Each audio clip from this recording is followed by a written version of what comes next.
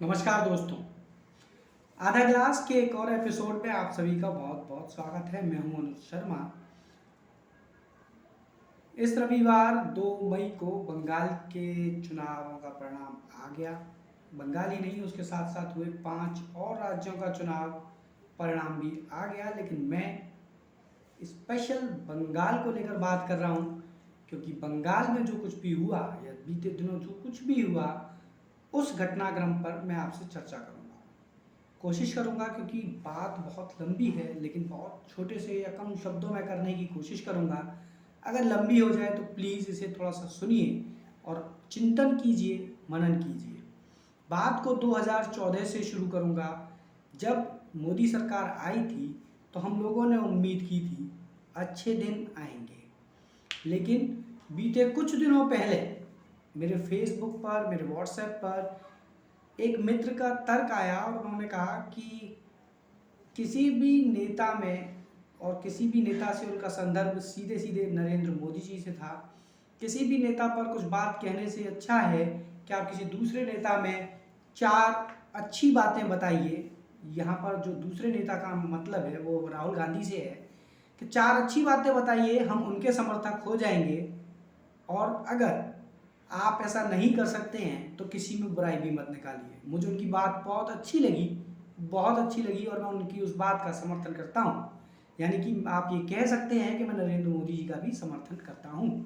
लेकिन बात जैसा कि 2014 से मैं कर रहा हूँ, तो आपको बता रहा हूँ कि हम अच्छे दिनों की उम्मीद में उन्हें लेकर आए थे, और हमारी उम्मीद भी यही थी कि अच्छे दिन आएंगे।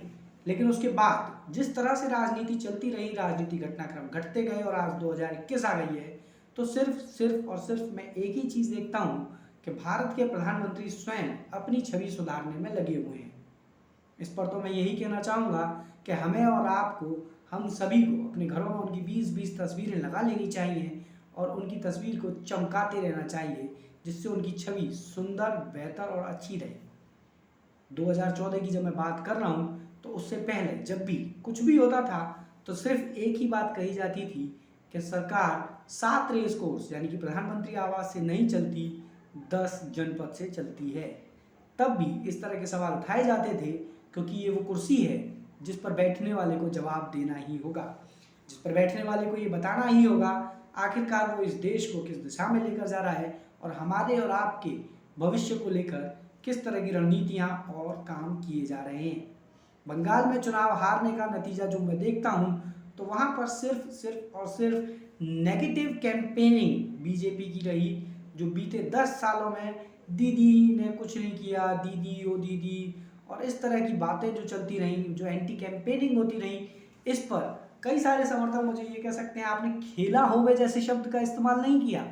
लेकिन मैं आपको यही कहना चाहता हूँ, जो उस कुर्सी पर बैठा होता है सवाल उससे किया जाता है, ना कि उससे किया जाता है जो उस सीट पर नहीं है।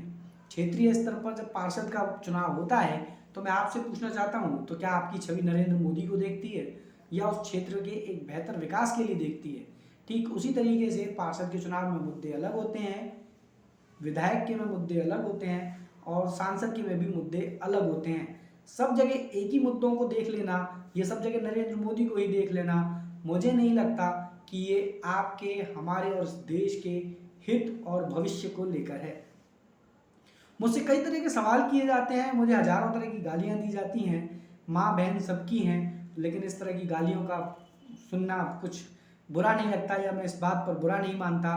बहुत सारे लोग तो मुझे देशद्रोही भी कह देते हैं, लेकिन मैं उस पर भी बुरा नहीं मानता, क्योंकि मेरा मानना ये है कि जो सत्ता में है उससे अगर आपने सवाल नहीं किया तो आप उस सत्ता का भोगी बनने के बजाय आप उस सत्ता के हास्य के पात्र बनना है। अगर आप सत्ता में नहीं होंगे, आप राजनीति नहीं करेंगे, तो यकीन मानिए आप कुछ मत कीजिए, आप राजनीति का हिस्सा भी मत बनिए, लेकिन राजनीति आपको हिस्सा जरूर बना लेगी।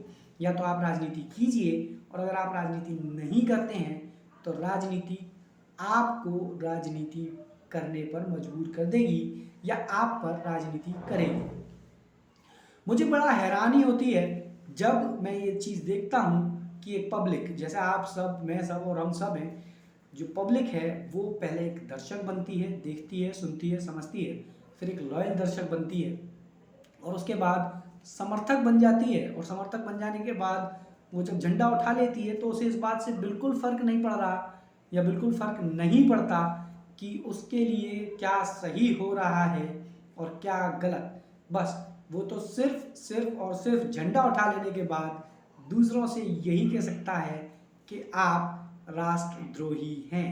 और अगर देश के हित में सवाल पूछना राष्ट्रद्रोही होता है तो मुझे ये तमगा स्वीकार है। मैं सिर्फ यही कहना चाहूँगा इस वीडियो के माध्यम से कि मैं आप सभी को प्रेरित करना चाहता हूँ, आप सभी को बोलना चाहता हूँ, कहना चाहता हूँ, आइए राजनीति कीजिए, आइए राजनीति करें, क्योंकि आप राजनीति नहीं करेंगे तो राजनीति आपको ज़रूर करेगी। अगले एपिसोड में मैं आपसे फिर मुलाकात करूँगा। तब तक मुझे अनुज शर्मा को दीजिए इजाज़त। नमस्कार।